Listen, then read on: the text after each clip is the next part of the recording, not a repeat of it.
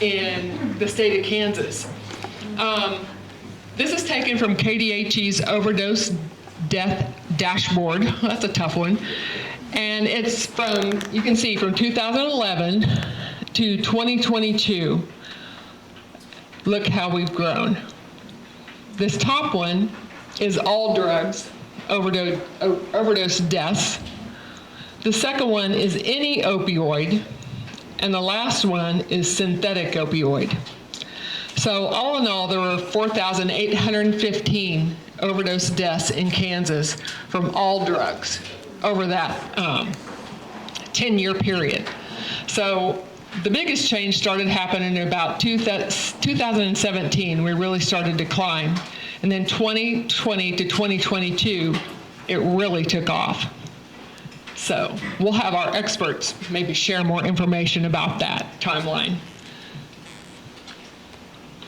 Another interesting map is the Kansas overdose trends, and this is opioid mortality vulnerability. It basically is showing us where, okay, so the counties are ranked and sorted into 5 equally sized group of 21 counties, and Montgomery County ranked in the most vulnerable quartile. So it means that it was based on 14 indicators and their relationship to opioid overdose deaths from 2011 to 2020. And it includes the rate of non-fatal opioid overdose deaths, ED visits, crime rates, opioid prescription rates, median income, and unemployment. Those are all the factors that went into creating this vulnerability index. And as you can see, we're ranked in the highest, which isn't good. So, and our next one is Montgomery County overdose trends. And we ranked, out of 105 counties, we ranked 10th for the state for total number of overdose deaths over a 10-year period from 2013 to 2022. And that is based for adjusted for our population, which had 18.3 deaths per 100,000 people, which is higher than the state average of 15.3.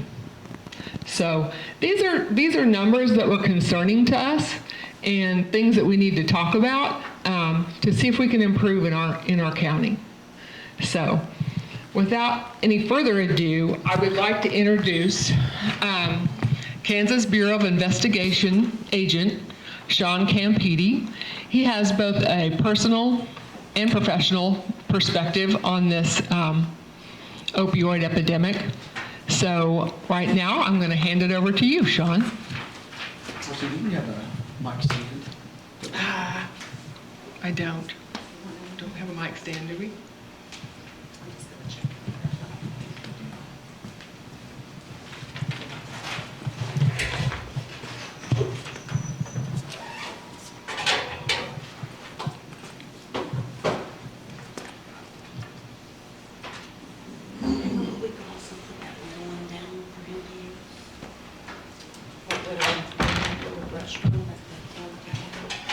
This one, would you want to lift that up and just stick that on the podium maybe? I got one in my car. Oh, a stand? Yeah. Of course you do. Do I turn this off then?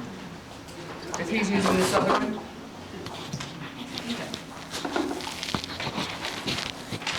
I would like to thank the Executive Director, Marcy Roberts, of the Live Healthy Montgomery County Coalition for allowing me to spend a few moments with you and share this very important message about fentanyl and the crisis and poisoning epidemic that we're in. Please remember, I'm not a professional speaker or writer. Losing a child is very difficult and it comes with a lot of complex trauma. And the only way that I found that I'm able to share my message is through reading this prepared statement. Otherwise, I would get lost in my own emotions and it just wouldn't be any good. A recent CDC report found that there was a record 107,000 941 deaths from drug poisonings or overdoses in 2023, the equivalent to 295 fatalities per day. Fentanyl was responsible for nearly 70% of those fatalities. Illicitly manufactured fentanyl kills nearly 225 people per day in the United States. During my presentation, 4 to 5 Americans will die from fentanyl poisoning. In 2023, Kansas led the nation per capita in fentanyl-related deaths of young people between the ages of 15 and 19, more than doubling the national average. Fentanyl poisoning is the #1 killer of Americans from age 14 to 45. The next leading cause of death isn't even close to fentanyl poisoning. There are hundreds of thousands of stories about fentanyl poisoning. This is one story. This is my son's story. First, thank you, I appreciate it. I need to introduce you to my son, who you will never get to meet because of his death on his mother's birthday, April 21st, 2023, after a drug dealer sold him a counterfeit pill that contained a lethal amount of fentanyl poisoning.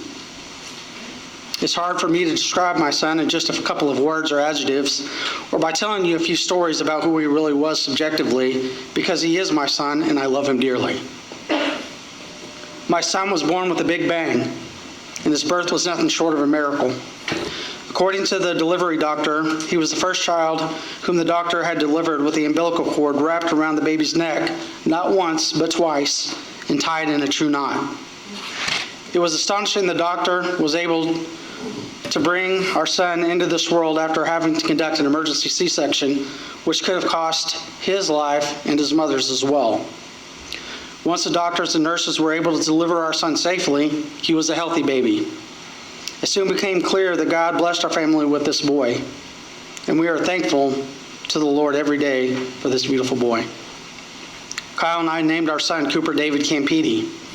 The name Cooper is commonly spelled with a C, but we used the K, so he would always remember his bond with his mother. More importantly, we gave Cooper the middle name of David in honor of Kyle's late father, David Lloyd Stevens. In his toddler years, Cooper was extremely sweet, and this is when his personality started to shine bright as he was a healthy little boy. In addition to having big blue eyes, which some would say were puppy dog eyes or sad eyes, he had a heartwarming smile which he would flash in an instant. He had a knack for running up to adults, looking up at them with his big blue eyes, saying 2 words, flashing his big smile, and immediately run off while giggling. It was impossible not to feel real joy in these brief encounters that he loved to initiate. Cooper's favorite color was baby blue. It is often said people who like blue tend to be harmonious, reliable, sensitive, and always looking to make an effort to think of others. I would say this describes Cooper to a T. And as an example, I'm going to play you the last voicemail Cooper ever left me before he was killed.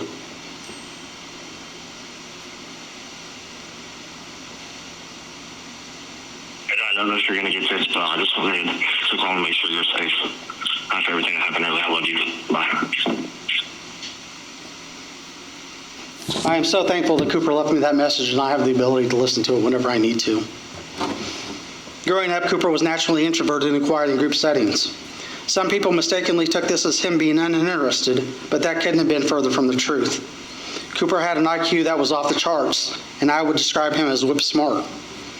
He had a very keen sense of curiosity, and his mind was always racing. When he put his mind to something, there was really no stopping him. As just a few examples, Cooper taught himself how to solve the Rubik's Cube, and I witnessed his personal record of an astonishing 9 seconds. During his elementary years, spelling was something that Cooper worked extremely hard at. He soon realized that if he aced the pretest on Monday, he wouldn't have to put any more effort into spelling throughout the remainder of the week. Cooper would spend as much time as he needed on Sunday evenings to ensure that he would get 100% on the pretest. When Cooper's computer was damaged by an electrical power surge, he took it upon himself to learn how to rebuild it all. When he was on his computer, he loved building and exploring new worlds in Minecraft, or just seeing how many words he could type in a minute, which I believe to be around 140 to 150.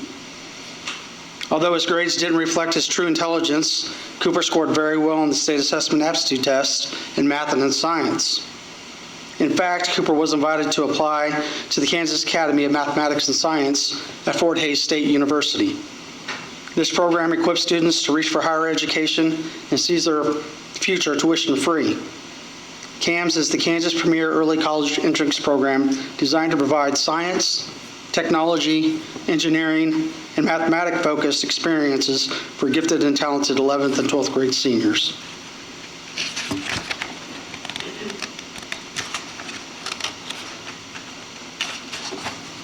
Like many children, Cooper dreamed of being a professional athlete.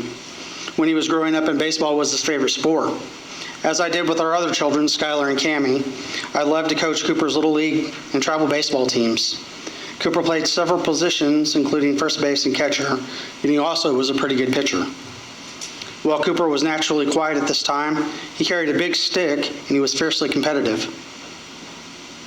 One of my proudest moments was being able to watch Cooper throw a complete game no-hitter from the mound during one of his select tournament games. I am so thankful that Cooper and I got to spend these times together because I live vicariously through my children's accomplishments, and in times like these, parents like Kyle and I are truly blessed. About a year prior to his death, Kyle took the beautiful black and white picture of Cooper you've seen here today. It's a gorgeous shot of him holding a little Polish chicken who looks like he has a mohawk. In my humble opinion, this picture in particular captures Cooper's loving spirit and his complete and utter contentment he felt when caring for animals. Cooper, like many teenagers, went through phases where he rebelled against his mother and I. Early in his high school career, he was having troubles getting along with some classmates because he became the quickest and the loudest to call out a fake or to say something about a social injustice that he was passionate about. Cooper had difficulties with making eye contact, and he felt and acted awkward in some social settings. He didn't always respect personal space boundaries when talking with others. He was loud in conversation at times. He missed social cues that others found to be obvious, and he struggled to read body language. Cooper didn't always understand what facial expressions meant. Cooper had a loving and caring personality, but battled at times with empathy toward others because he didn't know any other way but to be direct and to the point and painfully honest with people. He didn't always recognize sarcasm, and he didn't understand a rhetorical question didn't need to be answered, but sometimes was meant to redirect his behavior. Cooper was very staunch in his beliefs, and it was almost impossible to change his mind or convince him otherwise. All of this caused a misunderstanding and made Cooper not the most popular student in school. This caused him some anxiety, depression, and loneliness. Back then, I really didn't understand Cooper's struggles, but I think I do now. I believe Cooper suffered from autism, or at least was on the spectrum. When COVID-19 pandemic hit, Cooper learned that he had a real talent for online education, so he decided to accelerate the remainder of his high school career online. He completed the required coursework almost an entire year early. He bounced around from a few different jobs and seemed to have lost his way a bit. Just prior to his death, his mother and I believed that he had turned his corner in his life in several different ways.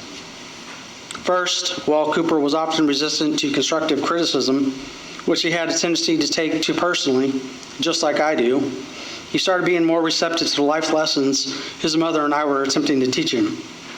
We taught him that he should never be ashamed of who he was or where he came from, and that we loved him unconditionally. This started sinking in a few days before his death, when he admitted to us that he felt blessed to have parents who didn't judge people by the color of their skin or other differences. Secondly, Cooper started talking about studying for and taking the ACT college entrance exam so he could apply to colleges and start taking classes to continue his education. This was really encouraging for his mother and I, as it gave us a sense of optimism and hope for him and his future. He even promised us that he'd be the first one of our children to graduate college. And you can bet that we believed him wholeheartedly. Thirdly, Cooper found a job that he liked at U.S. Cellular. In particular, he loved helping people and working with cellular and other technology. He breezed through the training at an accelerated pace, and it seemed like he was turning the corner in the type of work that he enjoyed doing. He also seemed to be more willing to come out of his shell and appeared more comfortable around strangers and making new friends. His mother and I sincerely felt like Cooper was finally finding his way and figuring out how to put his plans into motion.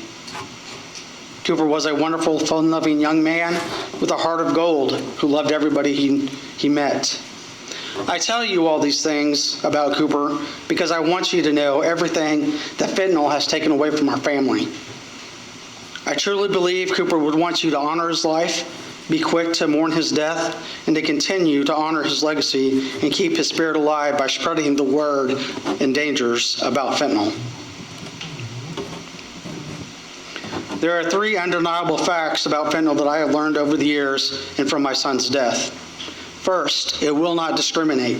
It will kill anyone, rich, poor, white, black, and every color in between, because it's in every city around every corner. Secondly, fentanyl claims so many more lives beyond just the victim who it has killed. Lastly, fentanyl will not always give you a second chance.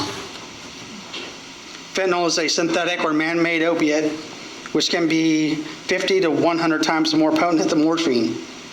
Morphine is a non-synthetic narcotic with a high potential for addiction and abuse. It is used in the treatment of pain associated with traumatic injuries and to provide comfort to terminally ill patients at the end of their lives. It is odorless, it is tasteless, you won't even know it's there. When you find out, you won't even know because it'll be too late. You just won't wake up. To me, that doesn't sound like a drug, it sounds more like a poison. I need you all to know how deadly fentanyl is.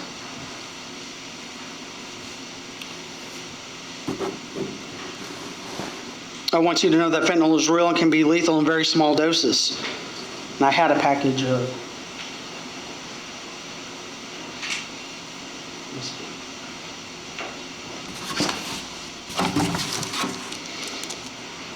Consider this package of artificial sweetener. If this package contained 1 gram or 1,000 milligrams of sweetener. According to Cooper's toxicology report, he died from 2 milligrams of fentanyl. If this package of sweetener contained fentanyl, it would contain enough fentanyl to kill 500 people. I recently talked to a doctor of anesthesiologists who has specialized training in giving drugs to prevent and relieve pain during surgery. Tell me that he had only administers 3 nanograms of fentanyl during an open heart surgery, the most invasive surgery a person can have. 1 milligram is equivalent to 1 million nanograms. That's the difference between medical fentanyl and illicit fentanyl that's being sold on the street. I have been in my chosen career of law enforcement all of my adult life with the Pittsburgh Police Department and the Kansas Bureau of Investigation. I have participated in many homicide investigations over the years. I've seen people shot and stabbed, beaten to death, raped, strangled, buried alive, and left for dead. I don't recall many homicide investigations that didn't have a direct tie to or wasn't caused by the use of drugs and/or alcohol. I've never seen anything good happen to someone who was under the influence of an illicit drug. I've never seen an illicit drug save anyone from anything. I've only seen illicit drugs ruin lives and destroy families. The first time I ever heard of fentanyl was a death investigation in Crawford County in 2003. A young man still in his informative years, much like Cooper, decided he wanted to get high. He called his drug dealer, who sold him a pain patch containing fentanyl. The patch was a 72-hour time-release patch with a safety capsule to administer the medicine. The young man, not knowing the dangers of fentanyl, broke the safety capsule and squeezed all the fentanyl into a glass of water. He stirred the contents and drank the entire glass in one gulp.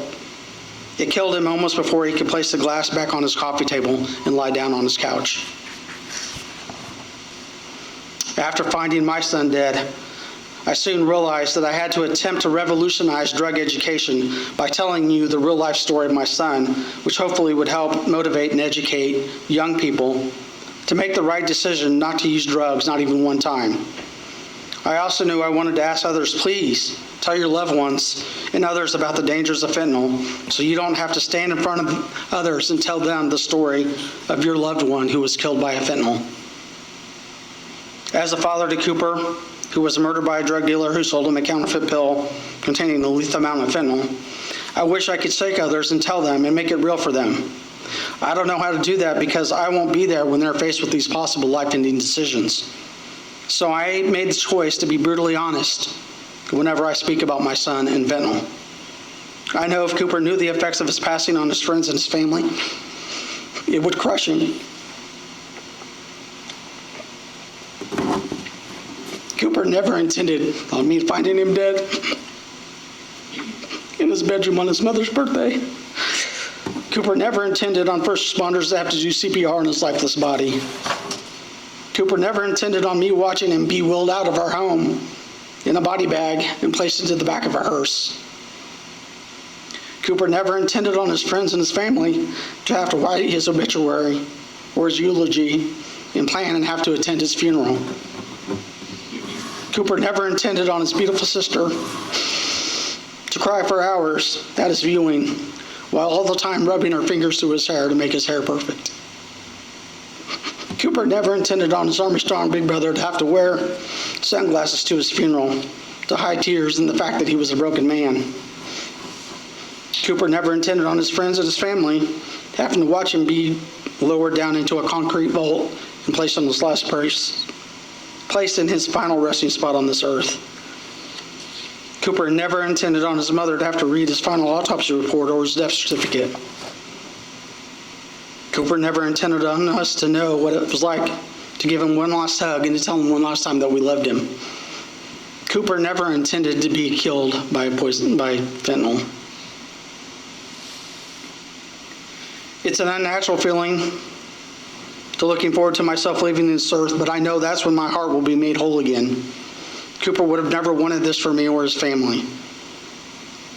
I can't even begin to explain the incomprehensible grief and pain we as parents experience with the death of our son, who had so much potential and promise. Cooper could have literally done anything that he set his mind to. We don't wish the loss of a child upon our worst enemy. It has left the worst kind of injuries that don't leave marks. Those injuries in our hearts and in our mind you will never see, but we will carry them for the rest of our lives. Over the years working with as a KBI agent assigned to actively investigate those who are manufacturing, cultivating, and distributing drugs, I have learned it's difficult to understand the disease of addiction. And addiction is a disease that cannot be easily overcome. I don't know if my son was addicted or not because fentanyl killed him before he had a chance. When I tell others about Cooper being killed by fentanyl, the first thing I think about is how others must believe my son was active in addiction, and he must not have cared about his family or his own life. He had a childlike appreciation for everything, especially for nature and caring for animals. He was brilliant at pointing out everything in the world that was beautiful to him. Cooper made it easy to fall in love with life. 18 years old is too young to die from something so complicated and complex, yet so very black and white. 25-year-old Sean Campiti said, "Put him in jail, lock the door, throw away the keys. They'll get the help they need in prison." I've come to realize it's not as simple as I once thought. I've learned a thing or two about drug dealing. When buying drugs from a drug dealer, the drug dealer's bottom line is to make a quick buck or to supply their own addiction. Drug dealing is a cutthroat business. There's no loyalty involved in drugs. Drug dealers are not your friends, but you can be easily fooled by the drugs themselves into believing that they are. Ask yourself, would a friend sell you a poison that would kill you in a heartbeat? They do not have your best interest in mind. They will tell you what you need or want to hear. Unless you're getting a prescription medication from a doctor or a licensed pharmacist, you should assume those drugs are fake. Fentanyl is highly, highly addictive. The drug dealers are planning to tricking you so you'll become hooked to have you become addicted. To them, you are a customer, a repeat customer, who will lie, cheat, and steal until one day you finally get enough fentanyl that it kills you. December 1st, 2022. Cooper was playing catch with a friend at our local indoor hitting facility. His attention was divided between watching me throw batting practice to his little sister and playing catch. Cooper was giving his sister a batting tip when his friend threw the baseball to him. The friend yelled his name just in time for Cooper to turn around. The baseball hit Cooper in the mouth. He immediately fell to the ground. As I ran over to him, there was blood gushing from his face. His two top front teeth had been knocked out and were being loosely held in place by his braces. I could see that there was a bracket that had punctured through his bottom lip. I rushed Cooper to our local emergency room.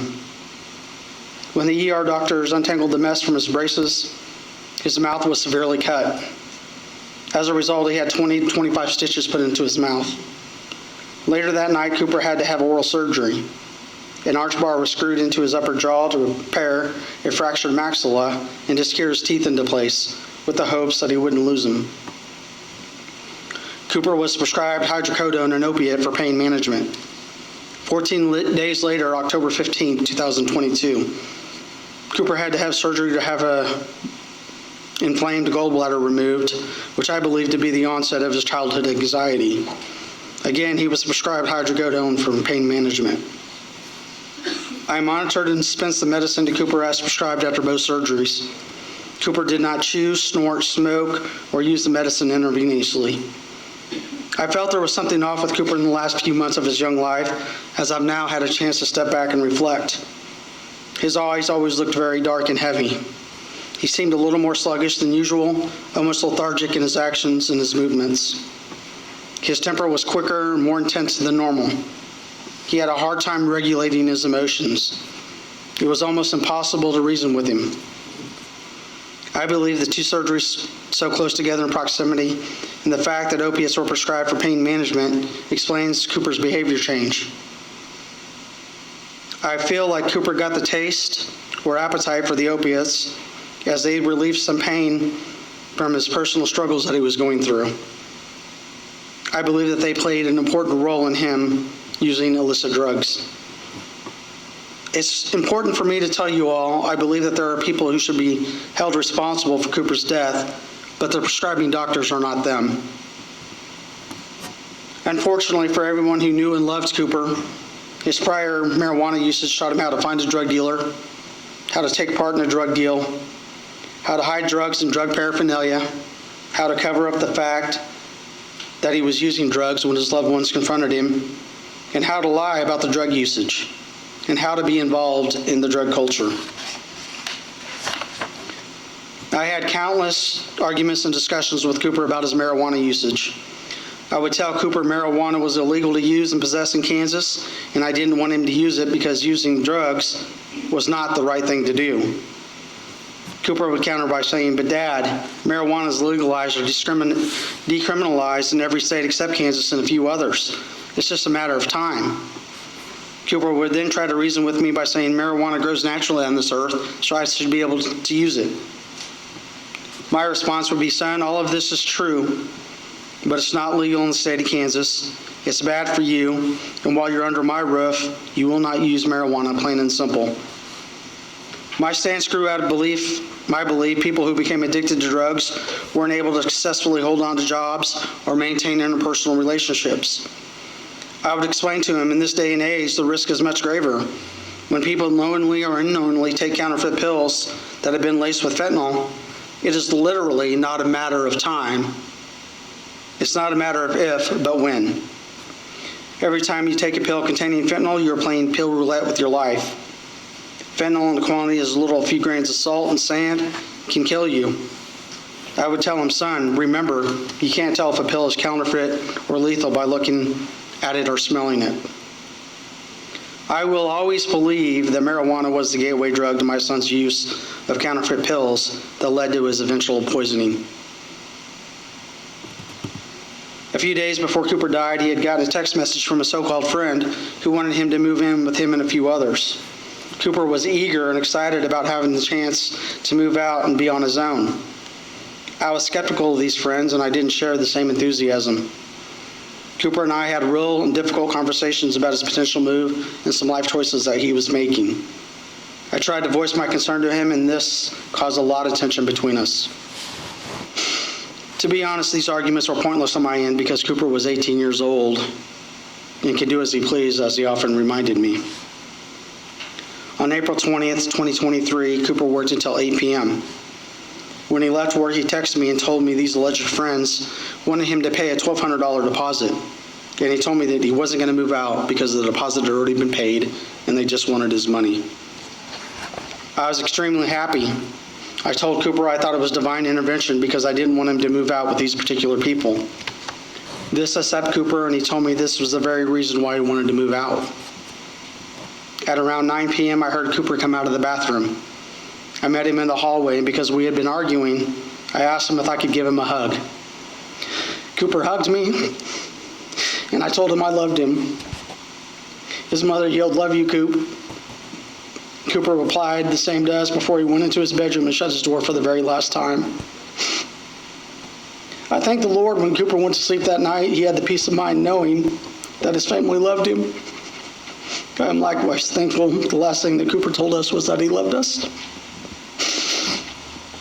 The morning of April 21st, 2023 started out to be a very special day.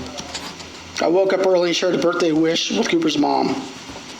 She and Cammie left our home at around 7:20 a.m. At about 8 a.m.,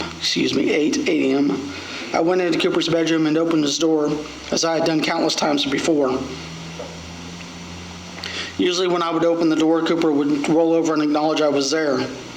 On this particular day, there was no movement. I yelled his name for him to wake up.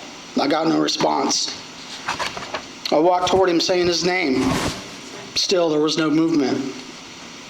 As I approached Cooper, I could see that he was lying across his bed up against the corner of the wall. His right arm was tucked under his pillow and his head.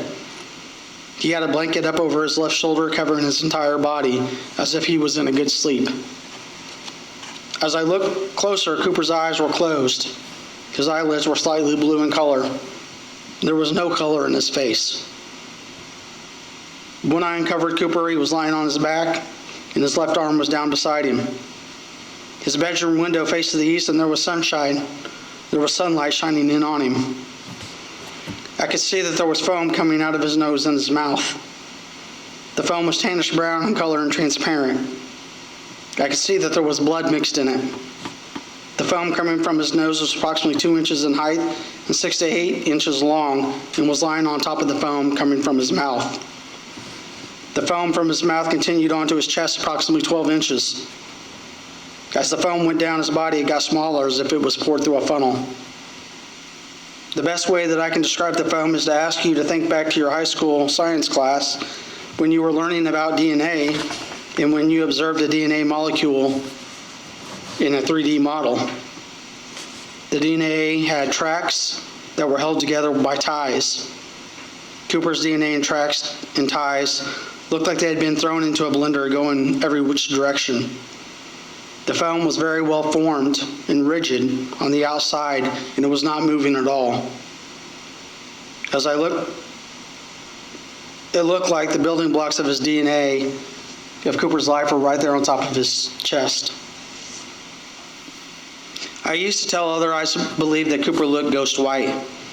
I would tell them if they'd ever seen a human body with no life that had not been embalmed or prepared for a funeral or burial, they would know exactly what I was talking about when I say my son was ghost white. I have now come to realize my son didn't look like a ghost at all. Cooper looked like the most angelic thing that I'd ever seen in my life, except for that profound, bloody effervescence on his chest. I grabbed Cooper's left hand. It was ice cold and his fingertips were blue. Panic started to set in as I called 911 and checked for a pulse. I screamed at the top of my lungs. The only thing I could manage to say is, "My son is dead. My son is dead. Cooper, please wake up. Cooper, please. Dear Lord, wake him up. Oh my God, Lord, please wake him up." The police, EMS, and firefighters were only a few blocks away and arrived within a few moments. I was escorted out of our home by the police. I knew from my years in law enforcement Cooper had either died from an alcohol poisoning or from a drug overdose because at some point he had thrown up and suffocated or choked on his own bodily fluids. I didn't see or smell any alcohol. I had no idea Cooper was using other drugs than marijuana on occasion. I was at a loss for answers and very confused. The police came out after about an hour or so, and they told me they'd found dirty 30s, a slang term for counterfeit pills containing fentanyl, in Cooper's bedroom. I had no idea that Cooper was using fentanyl, but at that very moment, it became crystal clear. Cooper had taken half a counterfeit pill, and it killed him almost immediately. When the fast-acting fentanyl entered his brain, like a light switch, it turned his automatic respiratory system to the opposition, and my son began to actively die. In a few moments, he blacked out and became unresponsive. He vomited, and because of the lack of oxygen, his heart stopped beating. Without medical intervention, Cooper died alone in his bedroom that morning of a fentanyl poisoning that caused a pulmonary asphyxiation. Nothing I've seen in my past experiences prepared me for finding my son dead. Those images I am left with from that day play over and over in my mind.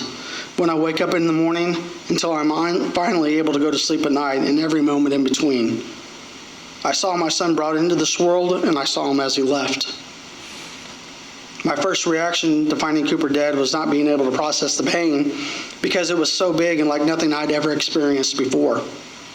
For the next 48 hours, I spent awake, not eating, just trying to be there for my family and my son. I wanted and waited for Cooper to open his door, and with his big blue eyes and his wonderful smile, saying something to the effect of, "Hey, Dad, everything is going to be okay, because I'm okay." But that never happened. I've learned it's hard to be kind to yourself because I didn't have a clue Cooper was using fentanyl. I know it's not my fault, but when you love someone, your son, who makes a fatal mistake, you ask yourself, or you tell yourself, I could have been there, or I should have been there. I should have done something. It's nearly impossible not to forgive yourself. I can promise you this thought will always be in the back of your mind. Cooper knew the dangers of fentanyl because I had the conversation with him and my other children just a few years prior, when, as Kansas law enforcement began to see counterfeit pills killing people. On the day of Cooper's death, Skylar shared with me that Cooper had told him just a few weeks prior that he was scared and had concerns with fentanyl. Cooper swore Skylar to secrecy and promised never to use drugs again. I asked myself every day, Cooper, if you knew the dangers, why would you ever risk it? Why did you make that poor life-ending decision? Those are questions that I'll never have the answers to. I'm just trying to prevent fentanyl poisoning from happening to anyone else. I believe from the loss of my son that love is absolutely the most powerful emotion a person can experience. My unconditional love for Cooper made me blind and tricked me into not believing what I saw in him in the few months prior to his death. Skylar's unconditional love for Cooper made him believe that his little brother was going to keep his promise and never use drugs again. It is now so painfully obvious that love can be the cruelest emotion a person can experience. I tried to protect Cooper, but I couldn't. I couldn't save my son's life, and now he's dead. It wasn't supposed to be this way. Cooper was supposed to go through high school graduation ceremonies on May 20th, 2023, but instead, we had to celebrate his accomplishments with his friends and his family at his gravesite. We were supposed to celebrate Cooper's 19th birthday and now his 20th birthday with him on October 8th, but instead we had to celebrate his heavenly birthdays with him at his gravesite. People so commonly think it won't happen to me, not my son, not my daughter, just as I did. I'm talking great people, nice people, cool people, intelligent people with big spirits and big dreams, big plans for the future, just like Cooper, gone forever because of one stupid choice they didn't believe would end their life. The most important message I can give you now is the same old message you've heard time and time again. You need to get others to get real serious about not ever using drugs. You see, my message 20 years ago was don't mess with drugs because you may become addicted and your life may not end out the way you planned it. You may be out of prison for the rest of your life. Addiction's like an avalanche. It will destroy everything in its path. There's no time for that message anymore. The message now is don't do drugs, not even one time, because you may not wake up tomorrow. You may not get another chance. One stupid, poor choice is all it takes. If you don't believe me, I guarantee you there's someone very similar to you and to Cooper who wishes they could be here right now to look you in the eye and tell you, don't do it, please don't do it. If I knew the results and the effects that it had on others, I would have never done it. Please don't risk your life. In Kansas, law enforcement started seeing counterfeit pills containing fentanyl made to look like oxycodone, Xanax, and Adderall. The drug cartels are now adding fentanyl to any type and all types of drugs. We're now seeing fentanyl in methamphetamine, heroin, cocaine, methadone, and even in marijuana and marijuana edibles. Any drug sold on the street can contain fentanyl. Right now in our communities, large and small, in both city and rural areas, fentanyl is stealing lives. Fentanyl is available in our state now more than ever, and we are experiencing a sharp rise in fentanyl poisoning. I believe around 1,200 people in Kansas lost their lives to fentanyl, including my son in 2023. Nearly 3 Kansas citizens lost their lives due to fentanyl poisoning in 2023. We know that drug cartels in Mexico are driving the majority of fentanyl that we are seeing in Kansas through complex trafficking and distribution networks. They have a very excellent business plan. That's what this epidemic is, a multi-billion-dollar business plan. The drug cartels have chosen the United States and fentanyl for a very good reason. They know that we live in a quick-fix, pill-popping society and that we have been taught to trust prescription medication. So many people in America have become addicted to opioids. Drug cartels members started manufacturing fake pills to meet the demand.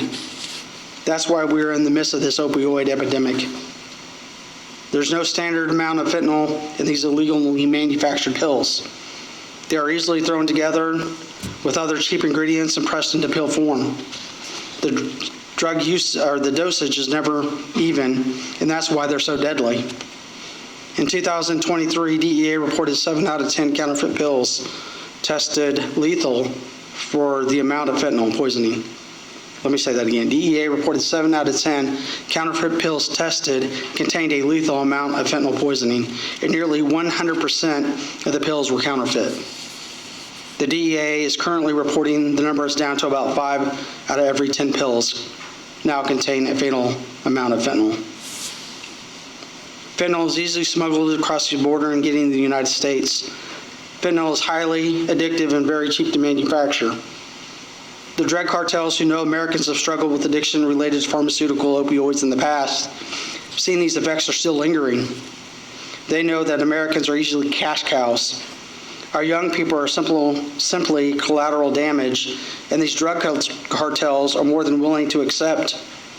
To them, for every young person they kill, they know that there's 50 others that are becoming addicted.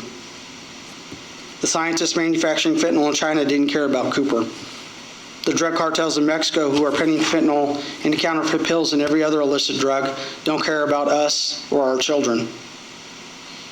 The KBI Joint Fentanyl Impact Team and the new KBI Canine Unit are making progress in fentanyl enforcement in our state, but we will never be able to solve the fentanyl epidemic with enforcement only. KBI agents are using a combination of traditional methods used in narcotic operations, expanding our partnerships with our local and federal state law enforcement, and educating anyone and everyone who will listen to us about the dangers of fentanyl.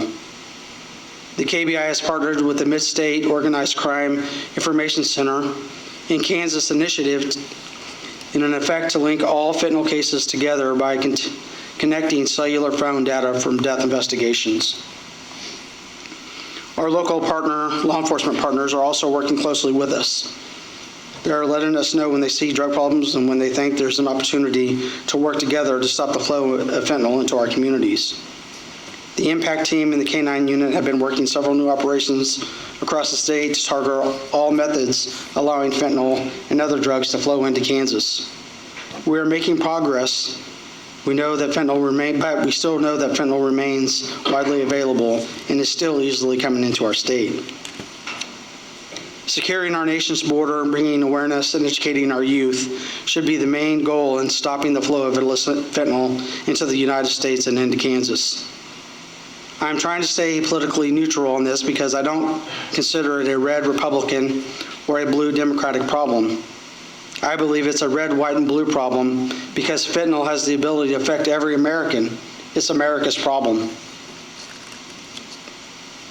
Skylar, my oldest son, just completed a year-long mobilization to the southeast portion of the country with his Kansas Army National Guard from right here in Coffeyville to stop the war on drugs and illegal immigration. I think that we are heading in the right direction, but we still have a very long way to go.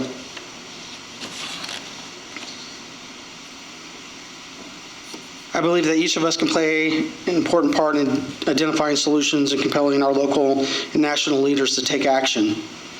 In the words of Jelly Roll, an American singer and songwriter, once involved in the drug culture himself, who testified in front of the U.S. Congress last year in support of Fentanyl Act, only then can we hope to see an end to this daily tragic airline crash caused by fentanyl and prevent more unnecessary losses.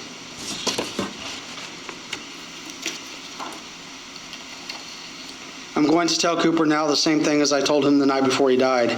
Cooper, I love you, son. I'm also going to tell Cooper we miss you immensely.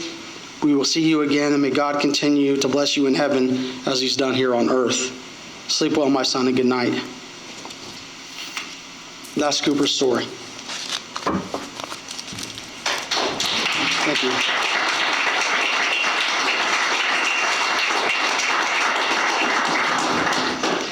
Sean, thank you for sharing that powerful and heartbreaking story. And know that you do lift Cooper up every time that you share that. It can't be an easy thing, but thank you. Appreciate it. At this time, I'd like to have our panelists come up, and we will have them introduce themselves, and we'll take some questions from the audience as well. So just a minute while we transition into that.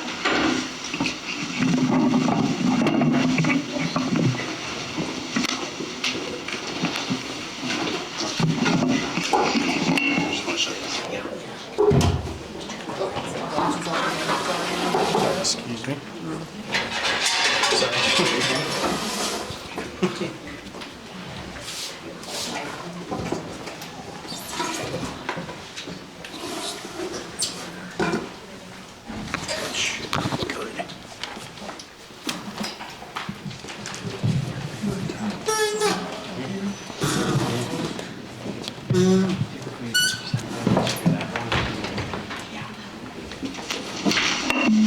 So you three, I'll show you this one.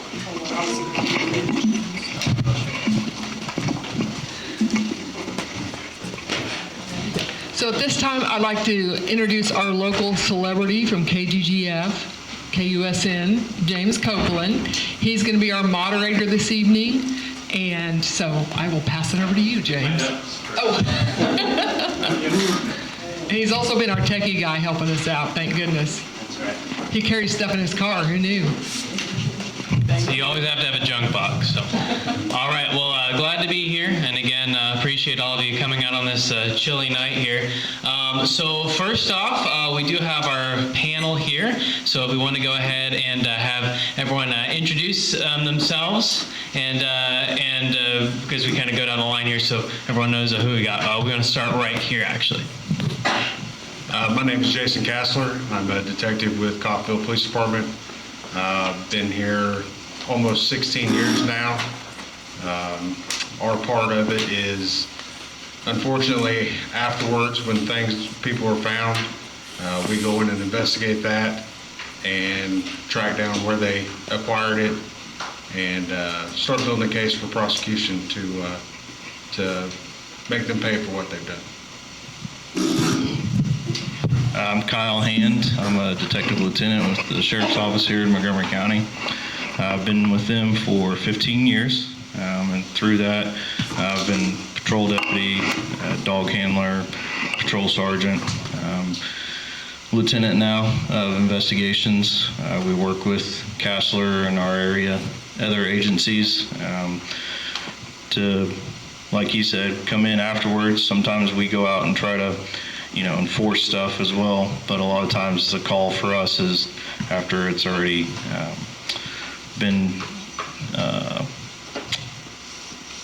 too late, I guess you could say. build a case and prosecute and go after the ones that are distributing these drugs to our community. I'm Dr. Christensen, better known probably as Dr. C. I've been here about 42 years, and during that time spent 35 years working as county coroner, and then also worked as medical director for the emergency room and doing family practice. So I've had opportunity to both see the good side as well as the bad side in many of these areas of medicine. I am Kelly Bradford. I am the Assistant Clinical Director. I oversee the crisis services at Fort County Mental Health Center. We cover 5 counties, including Montgomery. I hail from Sycamore, Kansas, live in Wilson County now. Addiction is a complex issue. By trade, I'm a clinical specialist social worker and a clinical addiction counselor. Most people who come into addiction are great people. They're again, it's a complex issue, and we see that every day. It's a big factor in many of the crisis episodes we work. It also is a big factor in treatment and moving forward. Also, a very complex issue. Again, my name is Sean Campidi. I'm a special agent with KBI. And for the last 25 years or so, I worked to enforce the drug laws here in the state of Kansas. And once I lost my son to fentanyl poisoning, I decided that I needed to do something a little bit different. So then I switched over to major crimes, which investigates homicides, bank robberies, cattle theft, and that sort of thing. And what I discovered is that I tried to get away from fentanyl and from drugs, and it doesn't work, because all the vast majority of major crimes are directly linked to drugs and alcohol. Evening, my name is Matthew Johns. I'm a Kansas Certified Peer Mentor with CKF Addiction Treatment. I'm a person in long-term recovery celebrating 16 years of sobriety. I have the privilege of working with Montgomery and the surrounding counties, helping connect people, participants, with the resources available and helping them navigate their recovery. Every day I get to work with people all over the state of Kansas that are struggling with this opioid crisis. I'm not going to lie, the lay of the land, it's scary. There's distrust, misinformation, stigma, and even death. But my number one goal is to remind people that there's hope, the possibility of recovery, that everyone has that opportunity to have that better life, and it's there if they're willing to work for it. Thank you all for giving us a description of your section of this whole world and work. And we are going to be asking you to be thinking of some questions here in a moment. But right now what we want to ask our panelists that we have here is to describe a little bit of, from your vantage point, maybe a challenge and a gap that you see within your field of work as it relates to opioids and fentanyl and all this sort of thing. As far as what gaps there is, it's we need to recognize this is no longer a big city problem. This isn't, it's Tulsa, Kansas City. It's here. It's here pretty thick. And not all of it's addiction, not all of it's what we would refer to as our normal drug users. A lot of it is experimental and accidental. So just, one of the gaps is to our youth, getting it out there. You may just be trying to get that quick high. You may just be curious of what it feels like, but it's one that can cost you your life now. It's not the same. The drugs have evolved so much. Even your basic marijuana is no longer your basic marijuana anymore. It's grown special, and now they're back to lacing it. And users that we've talked to here in town said that it's a different kind of high. not for everybody, but they're using it as a way to get new customers. That's the trade-off for the cartels, is they'll get more people trying it. But just the stressing to the young folks that a pill you're buying off somebody, off their person, it's more than likely not a real pill. It won't be what they're looking for, and it could end tragically. Yeah, a lot of that is the truth, and but one of the challenges that we face in law enforcement, I feel like too, is the traffickers that find all these different ways to conceal the drugs, to transport it, to bring it into our community, especially fentanyl. That's really becoming a big impact in our rural area. And fentanyl is generally hid in counterfeit pills, but they're also mixing it, like Castler said, with other drugs and stuff. So any drug on the street that you buy has potentially got fentanyl in it. Another gap that's just kind of tough is real-time data collecting. We have access to some information about overdose trends and drug usages and drug seizures, but there's often a delay in getting that information to us, and so it sometimes can hinder and make our jobs harder to try to find a quick response and allocate resources effectively to our community. As they've said, a lot of these individuals that are in possession of these drugs and using are struggling with addiction. And while enforcement is critical, addressing the root cause of the addiction requires resources and partnerships, for all of us together with Ford County, with other agencies, other rehab facilities, stuff like that, the community. So yeah. I think one of the biggest challenges that we face in medicine is trying to make wise decisions when we're taking care of people. There's obvious needs for pain medicine, trauma, injuries, surgery, and yet those are fairly straightforward. But then the question is, how long do you need that medicine? And many people think they need it a long time. And we are faced with the question of, do we just say, no, you're done. You should be well by now. You don't need this strong a medicine anymore. And people, our goal is to try to make people happy, try to make people feel better. And so we many times will make people quite unhappy when you say, no, you can't have any more. Unfortunately, there's a fair number who are not willing to say no, and people continue to be getting medications longer than they should. And once their pain is gone, then that leads to a greater possibility and probability of addiction. We also face big challenges in trying to interpret the reality of pain. You can come in and complain of many things, and I don't have a test to say that that's real. I either trust you, I try to prove that it's real, but I may not be able to. And sometimes I have to go by my gut feeling in order to make a good decision.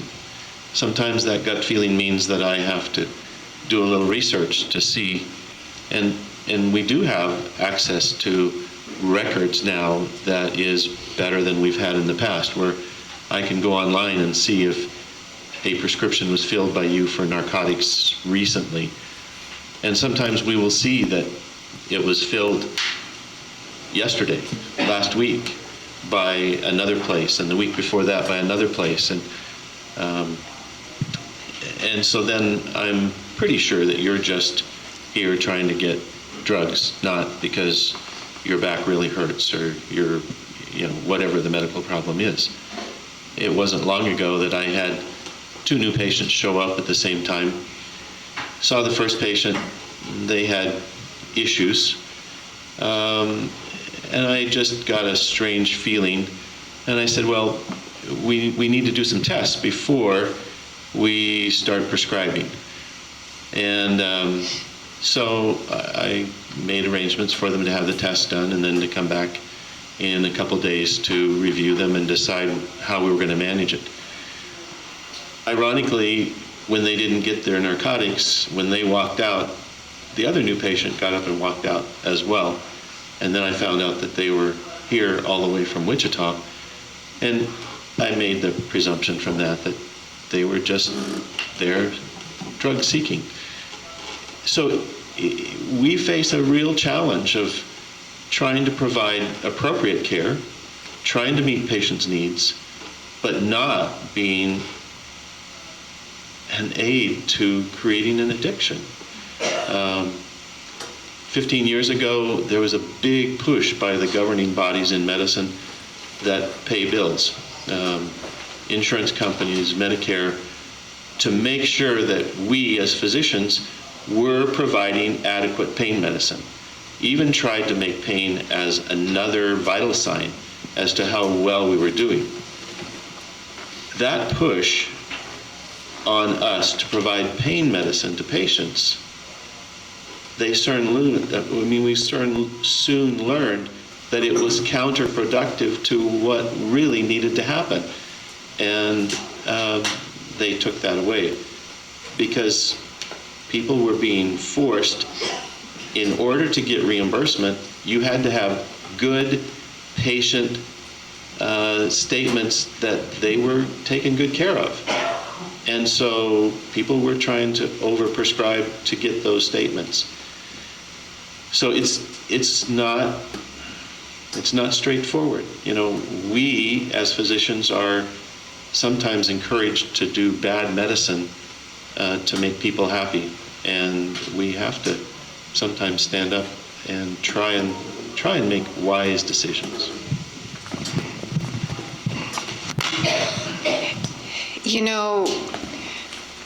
Treatment for addiction is not like you see on television. Gosh, I wish it was. I do. Where the person, the family meets, they have an intervention, they're whisked off to a recovery center in a beach location. The reality is treatment beds are few and far between, and they're hard to get into. It's also important to consider that treatment is expensive. It is very expensive. And addiction is a lifelong recovery period. I always say in crisis services, and now Jelly Roll has a song that says, no one walks through these doors on their best day. And, that is very true. It is difficult to even walk in the door, to take that first step for treatment, and then to be met with, this is the cost of that. It's a huge gap in our system. We also see environment is a big trigger. Addiction can come from anywhere. It doesn't matter the family. For certain people, addiction is ingrained in the system of that family. And so they may go and get treatment, come home, they're clean, they're sober. They return to the same environment only to repeat the same issue. And again, they're not bad people. This is how they have to cope with life. I think that I've not checked, I didn't check today, but the last time we were working on a substance use disorder bed for a person, I believe it was about a 7-week wait. That's a long time. It's a long time. And, again, our primary funder at Fort County Mental Health is Medicaid dollars. Medicaid dollars do fund addiction treatment to a certain degree. Some private insurances do not. So there's a lot of factors to it, and the gaps, again, are huge. No one walks through the door on their best day. I believe one of the gaps is education, and I think that we need to start early and often. And I think that we need to get over the stigma of talking about drugs and talking about addiction. We need to make it real for our children. We need them to understand where we're coming from. Because if we don't advocate, no drug usage, it's never gonna stop. And I would like to thank the state of Kansas for continuing the fight against medical marijuana. I think it's just going to be a huge problem if it ever does get passed. And thank God to Kansas for standing up for the right thing. I think it all begins with marijuana. And I think that, like Kessler was saying earlier, the marijuana that's being produced today is high in THC value. We don't know the long-term effects that it's going to have on a child's psyche later. And there's a lot more that needs to go into it. And thank goodness for the state of Kansas. Yeah, I shouldn't have said on the end and followed all these guys. There's a saying in the recovery community, the opposite of addiction is connection. It's my experience so far that people in active addiction, they don't know the resources available to them. They don't know how to be connected. They don't listen to the radio, they don't browse the newspaper, and when they jump on Google, they're not Googling treatment options. Many of them have been cut off by their family, so secondhand information is not viable. Most of them aren't even willing to admit that they have a problem and need help, and so they're just going to keep using. And you roll that dice long enough with fentanyl, sooner or later you're going to roll snake eyes. I was going to go on this big tangent and give stats, but there's a lot more qualified people up here than me, so I'm not going to do that. But what I am qualified to say is they reinforce the idea that recovery is possible for everyone. As a society, we need to get away from labels, from the stigma. We brand people in active addiction and we shame them into isolation and relapse. To give you a perfect example, someone goes into a bathroom and shoots up, overdose, and dies. Everyone's going to mourn them, absolutely. But what we don't think about is the fact that they were in that bathroom alone because they weren't connected. They were isolated. All right, so now you've heard from our panel here, and we'd like to turn the question back over to the audience for anyone who would like to respond to this again. What challenges or gaps do you see when it comes to this issue? And just to be respectful of everyone's time, we ask to limit to comments to about 2 to 3 minutes. So anyone want to be brave and go first here?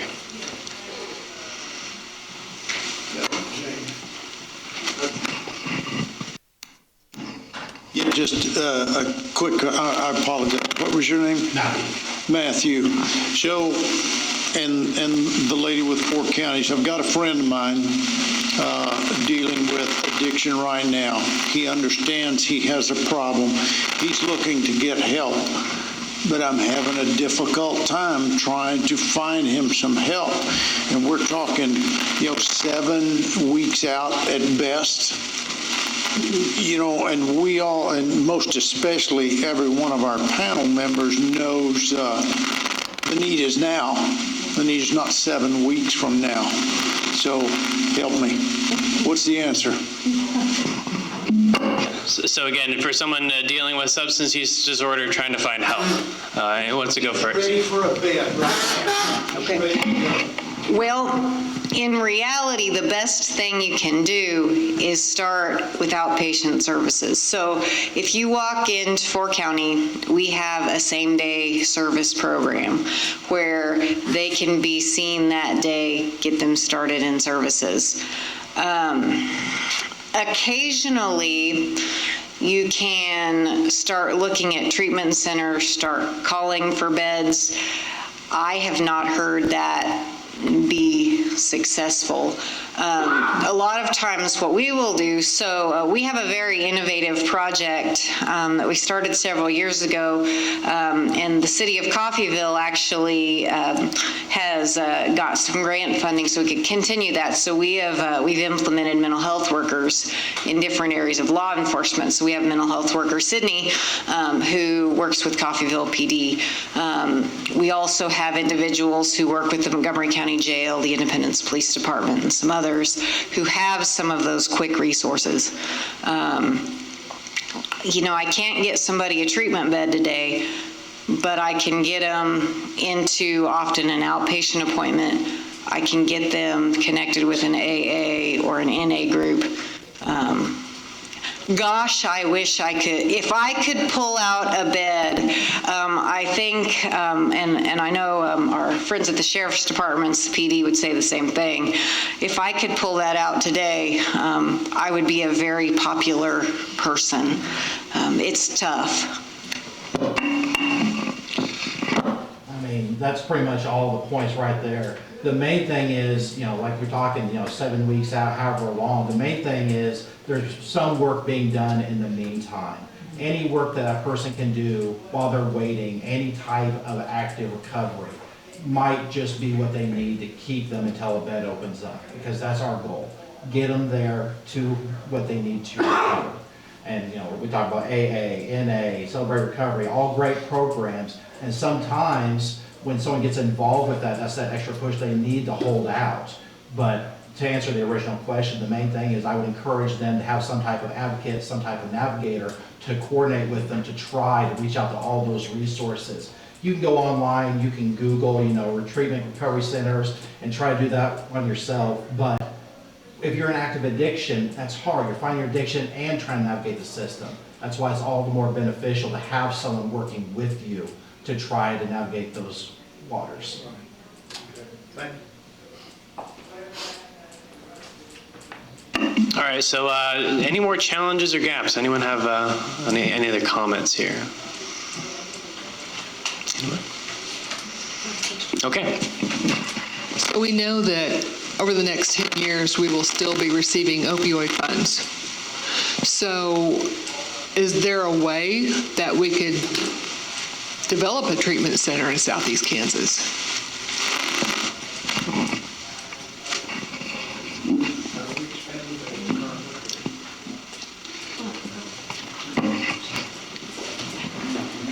It all comes down to the almighty dollar.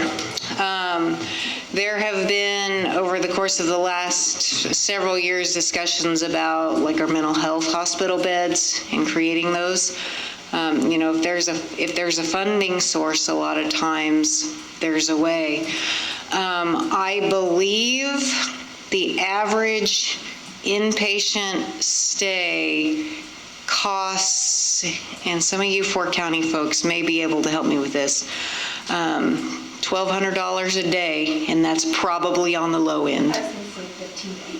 Yeah, $1,200 a day is probably on the low end. So, depending on that, if you've got someone, for example, with like long-term alcohol addiction where it takes a medical detox, you're in the probably $3,000 to $5,000 a day.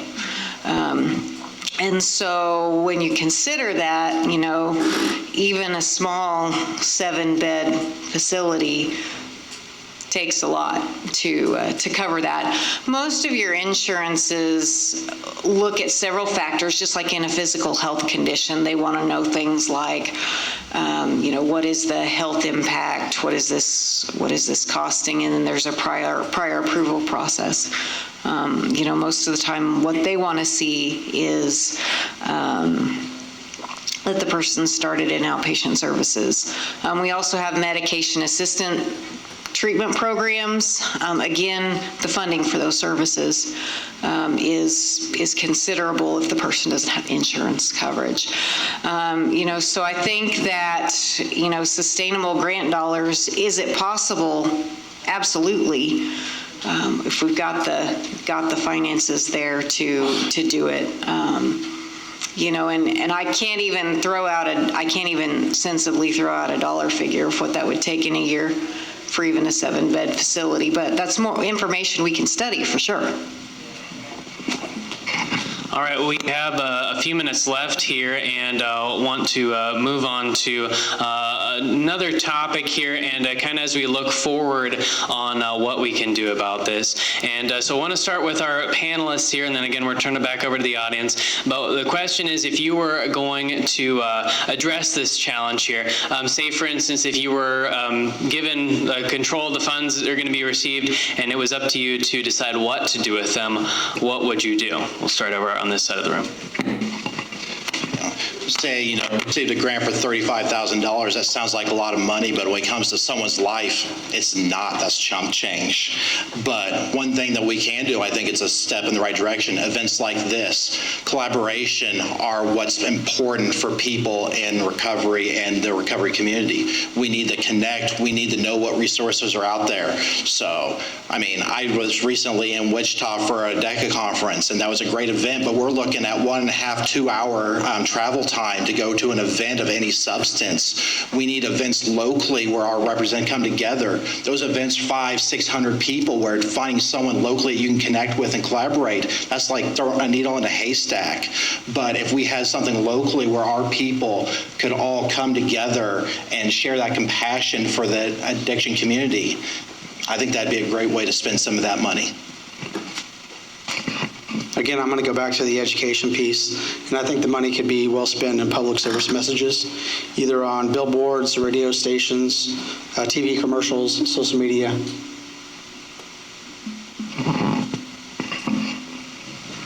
We can educate and we can communicate. And I think that the more we do to reduce that stigma of treatment and walking in the door, the more that helps. I also think people having the courage to tell their story, to tell the other side, to tell the impact, that's meaningful for many, many people.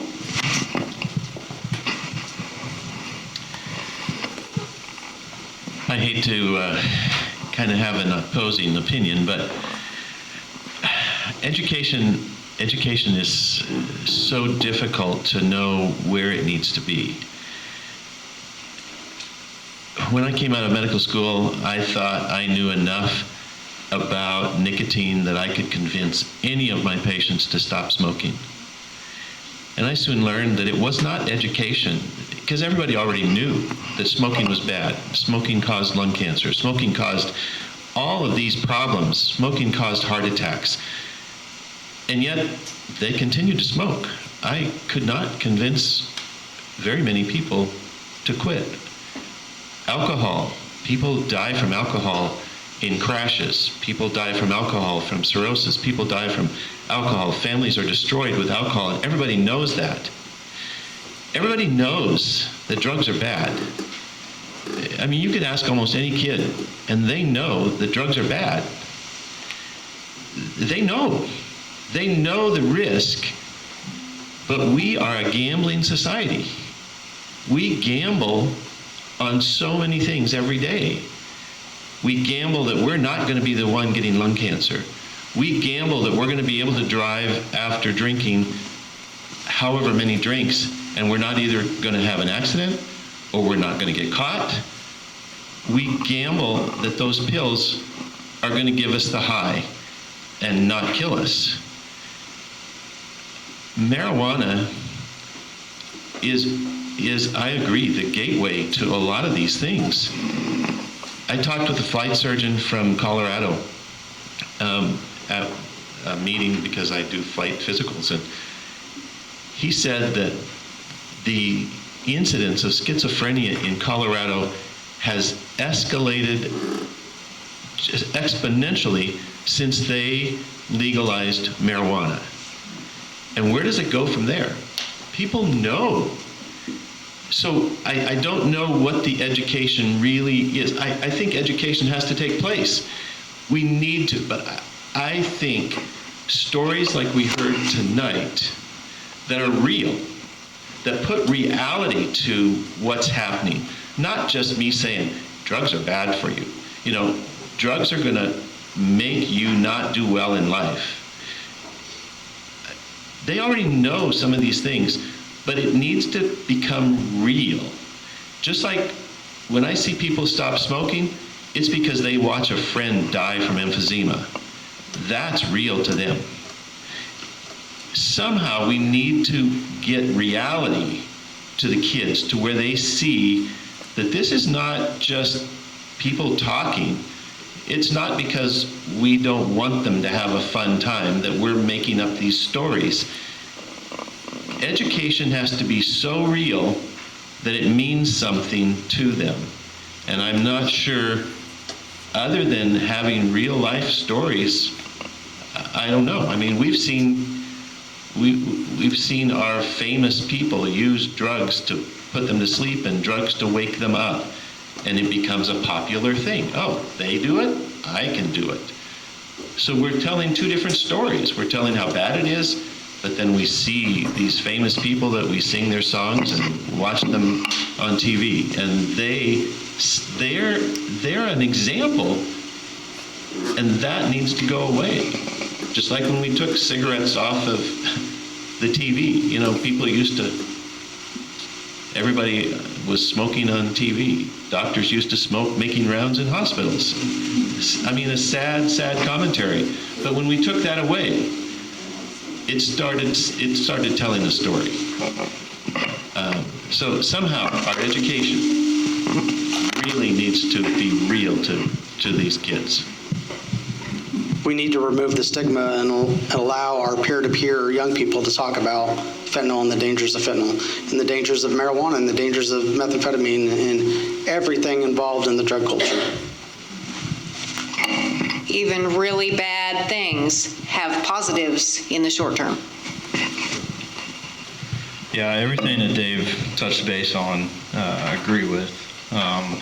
As far as the enforcement side of things, law enforcement, some of the things that I think we could see the money be used on is, and I know there's some of this already going on, but expanding our access to Narcan, which Narcan is the tool that is used to reverse an opioid overdose, and in many cases have already saved a lot of lives, given that person another chance, because it's a real experience. I've seen it work. At the sheriff's office, we've administered and we carry Narcan full-time on our vests, and so we've administered it a couple different times to people out in the field. And so with that, using some of the money to make sure that law enforcement, first responders, schools, community organizations are all well equipped with Narcan kits to help save lives. Because if we all have some and have access, then that's a life that we potentially saved. And that's a life that they can decide to change because they about died. And in some cases did die. I agree with the community education and awareness. We can beat that into a lot of people's heads, but it is, like Dr. C said, still gambling for some reason. They still try that and want to take the risk on whether it happens or not. Another one would be funding for law enforcement, some kind of grants and stuff as well to get tools to help our investigation. There's pretty neat detection kits out there that law enforcement can use to identify all kinds of illegal substances that are hands-free. With that, maybe some funding for an enforced and enhanced overtime for law enforcement to target those high trafficking areas where the drug dealers are. It's usually on the burden of the law enforcement agency to provide the funds for that, for their overtime, and then there's manpower issues, stuff like that. So extra funding, and I know that's everywhere, but extra funding for that could help.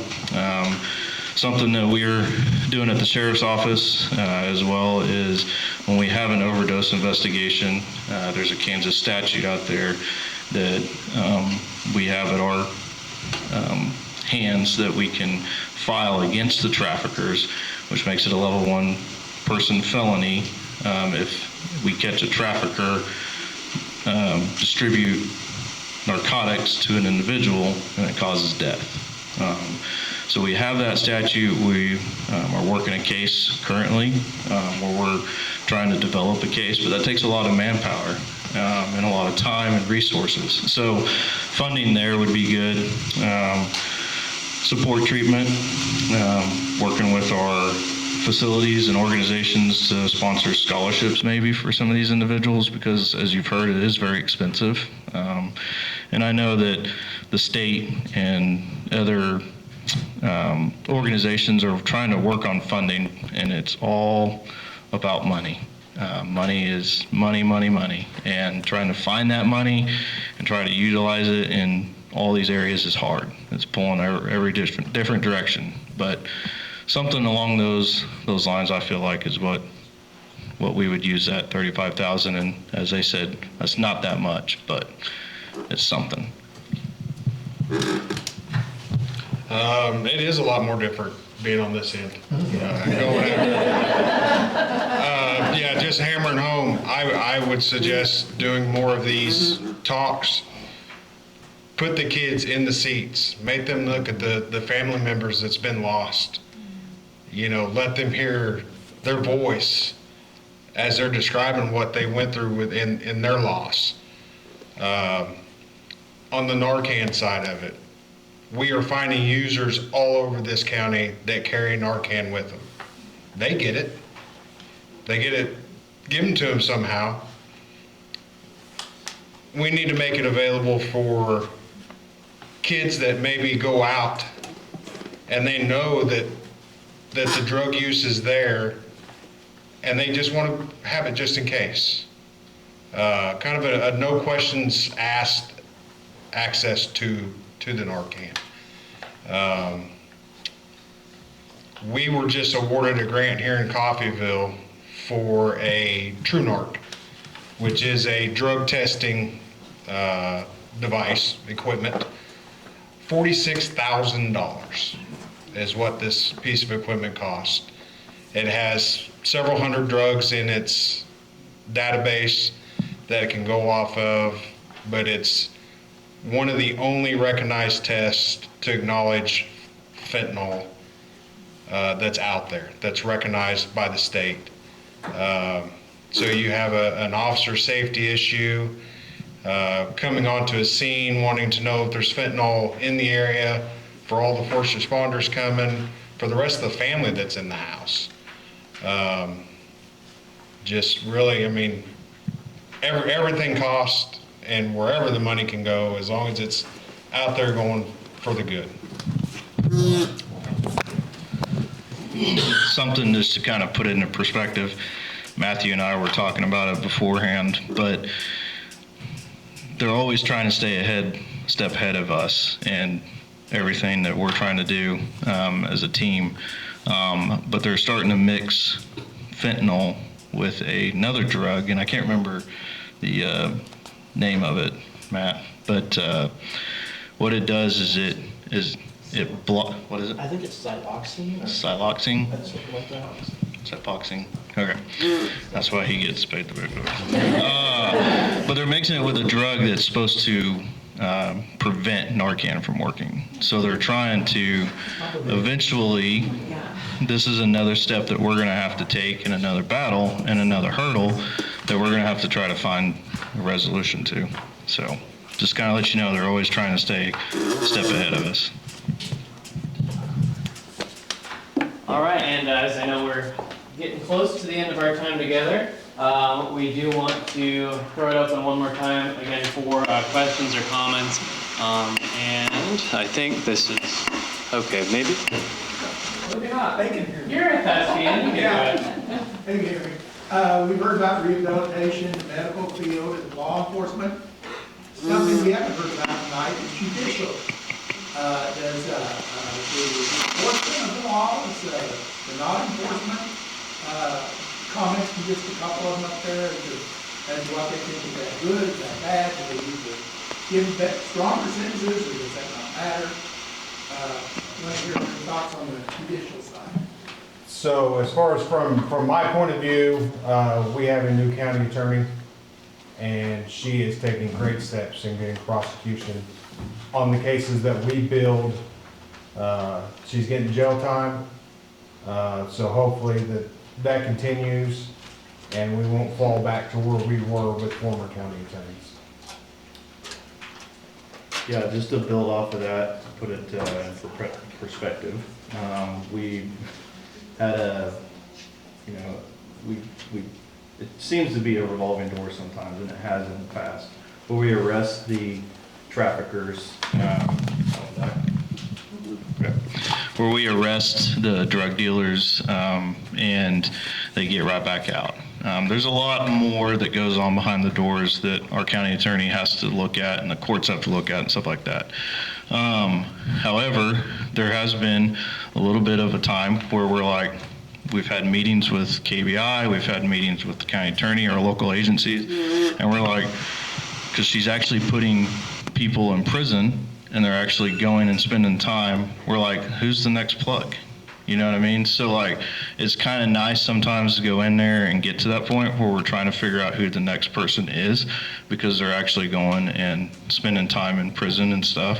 But there's a lot that goes into all of that, the court system. So it's not just, hey, we arrest them, county attorney charges them, they automatically go to prison. There's a grid that they have to go off of. She could speak on this way better than I can, but there's just a lot that goes into it. So some sentences might seem really good. Some of them might not be what we think it should be, but there's laws in place and stuff like that, so. All right, as we wrap up, Can I say sorry, something? I'm so sorry. Here, save it, Rach. Yeah, with the current Kansas Attorney General and the Director of the Kansas Bureau of Investigation, they are trying to increase penalties in reference to fentanyl. And I think the county attorney will tell you, it's not, it seems to me like it would be very white, but it's gray, depending on what county and what part of the state you're at. Here in Southeast Kansas, we've had good luck with prosecuting drug traffickers who are killing people. But in other counties, they just won't consider it because the user wasn't forced to take the medicine or the pill, and they did it voluntarily. And so it's not as straightforward as you would think. All right, so as we do wrap up here tonight, obviously I think we all knew this is a complicated issue, and I'm learning even more that it is. But any other final questions from anyone? Yes. We're from the Independent School District. I'm in the high school. We do like the anti-vaping, drugs, all this type of stuff. So we had a speaker, which was a teenage girl down here in Copan that was vaping and, into, almost dying, all this type of stuff. So we had her come in and talk to our third graders all the way to seniors. It seemed to only affect a few of the kids.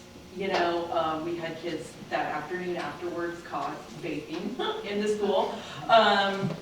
This last summer we had, they had some of the kids had pastor parties going on, and then, unfortunately, one of the high schoolers from Coffeyville here, was killed in an accident coming home. That didn't seem to faze many of the kids either, unfortunately. We try and try and try. When Jen goes and does her CPR training with the kids at the high school, she also has been training the kids on how to administer Narcan as well, in case. But we could talk to these kids all day long until we're blue in the face. We've brought in some speakers, we've done this type of stuff, but it seems like parents don't care. The kids are, like the doctor said, just, oh, it's not gonna happen to me. But what else can we do?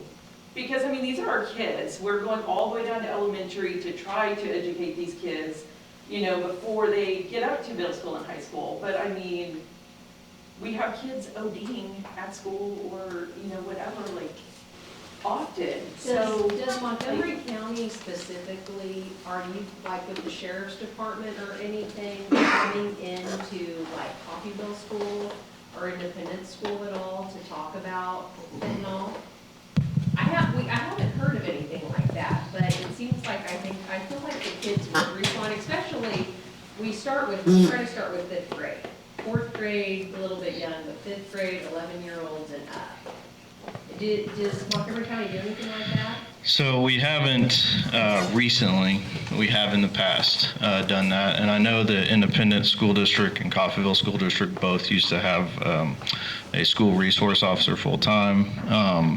And they used to do the DARE programs, all that stuff, which I think are very vital in our school districts and stuff like that, a very important part. And I think that one of the things too that I didn't touch on would be nice to have some of that funding for those programs and then redo the programs, update them a little bit for the current drug trends and stuff like that.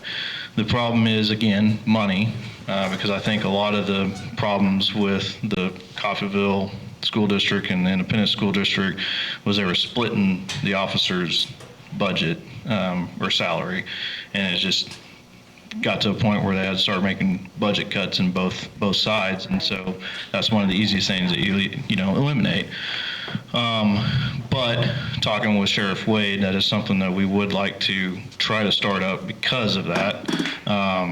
So that's in the works, and so I'm hoping that we can get to a point where we can start doing that, hopefully pretty soon. That'd be fantastic, yeah. With the blessing of the director and the attorney general of the state of Kansas, they've allowed me to come into schools and to speak. And I'll tell you, I don't think about the ones that I don't save. I think about the one person that I did save.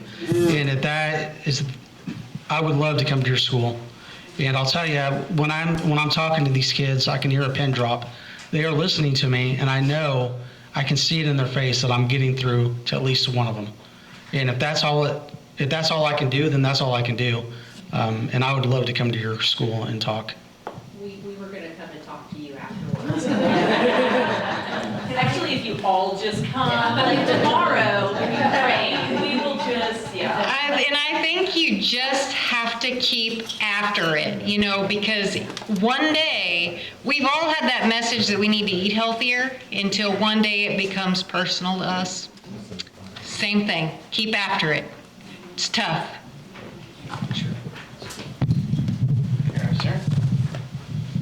One thing real quick, Marcy, I want to thank you so much for putting this on. This is a great deal. And Sean, great heartwarming testimony. It really is. I've heard it many times, and it tears me up every time I hear it, okay?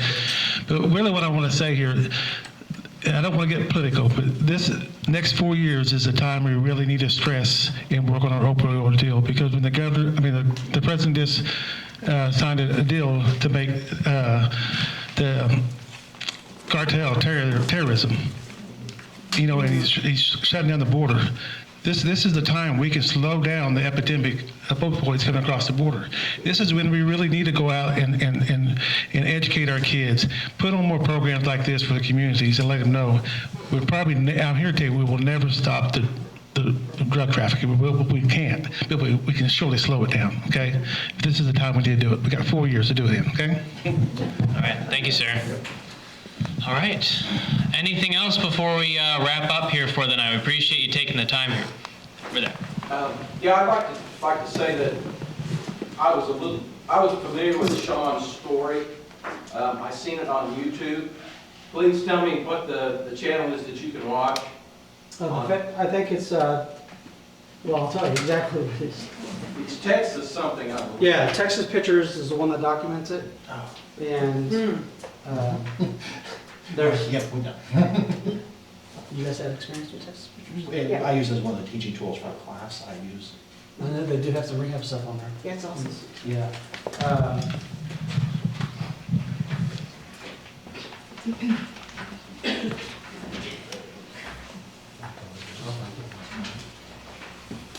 Texas Pictures, fentanyl poisoning series.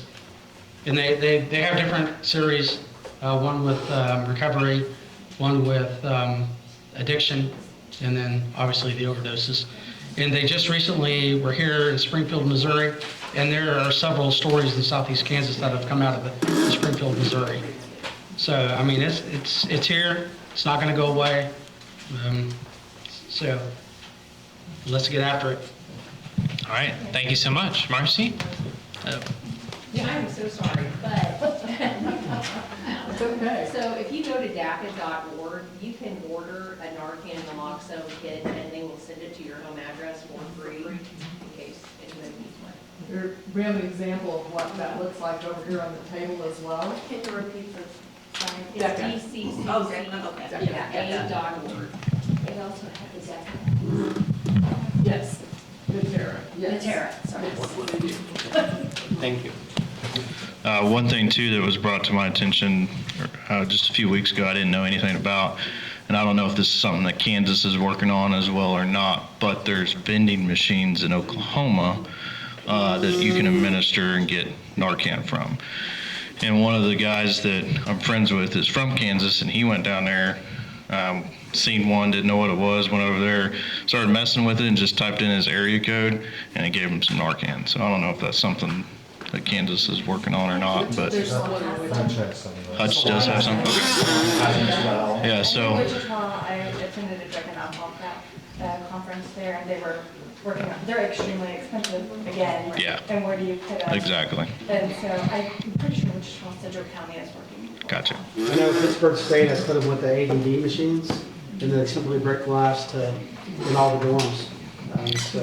I think that's a pretty neat way to get that access to people. And I didn't hear this today, and I don't know, I'm pretty sure I heard it somewhere. I don't know what it's called, kind of like the Good Samaritan. You can call. A lot of times kids don't want to call because they don't want to get in trouble. I don't know what it's called. There is a Good Samaritan law in the state of Kansas. Yes, so they can call, not be charged, and. I think I would be careful, and maybe this is for our county attorney. Good Samaritan, will that protect you if your friend dies, if you get them drugs? If you're just trying to help them, you're not gonna get prosecuted for Simple possession, right? Yeah. Okay. But if you're the dealer, That that's might not be gonna difficult. cancel it. And I think that kind of came from a lot of kids would be scared somebody would overdose and they would know what to do. They'd just drop them on the lawn. Yep. And then they would die. And so they really worked toward that. I would say the vast majority, almost 70% of overdoses occur alone Yeah. by themselves in their bedroom with the door shut.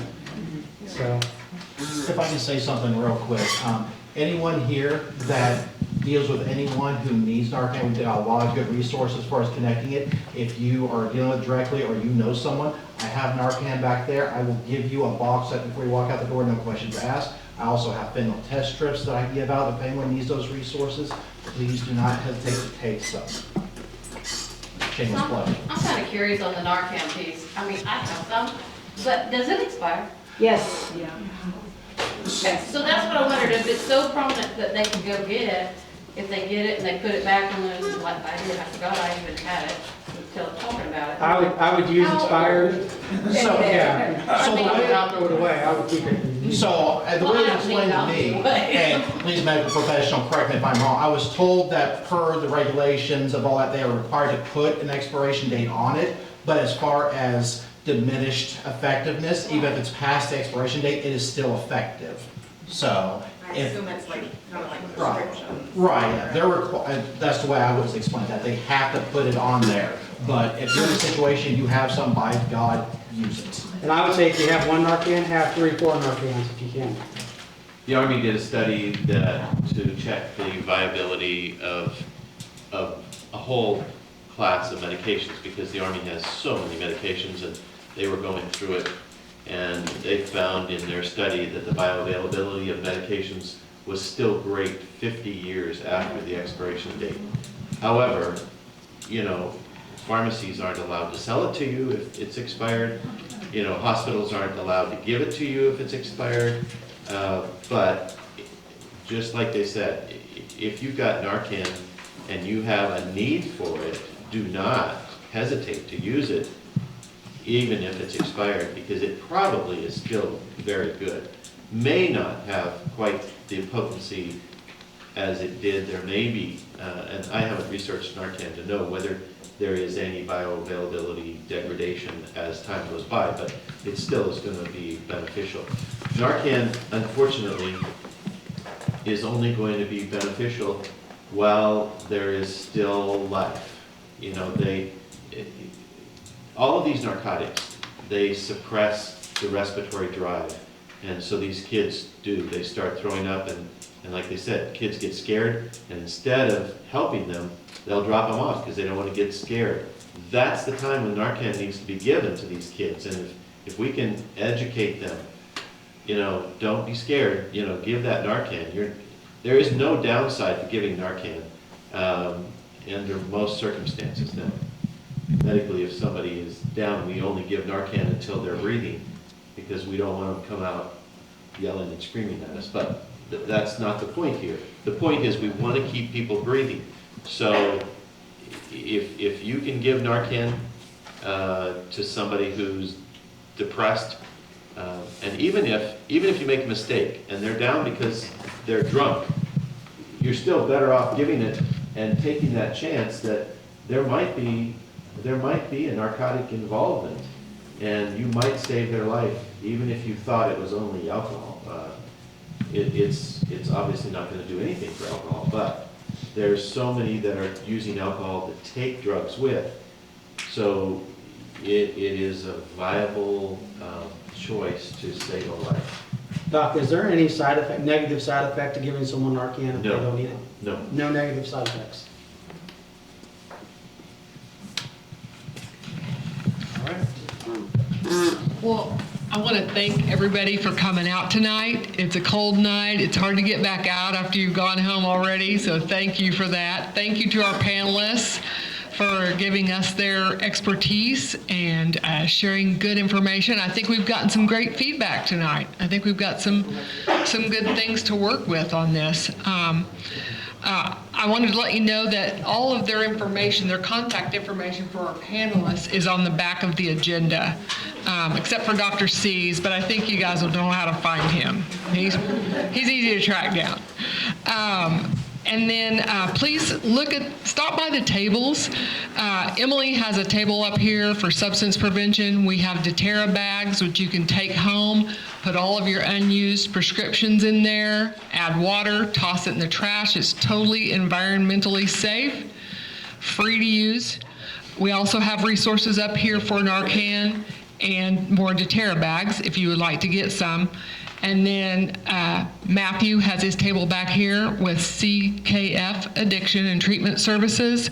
Great information there too. And before you go, be sure and fill out our evaluation. We have an evaluation form on your table that you can use online, or we have a paper form as well. If you would like a paper form, just raise your hand and Emily can bring you one. So, awesome. And if you'd like to join the cause, if you'd like to get more involved with this activity, please send us an email. The information's on the bottom of the agenda. We'd love to give you some information and begin our work in this area because it's much needed. So thank you very much.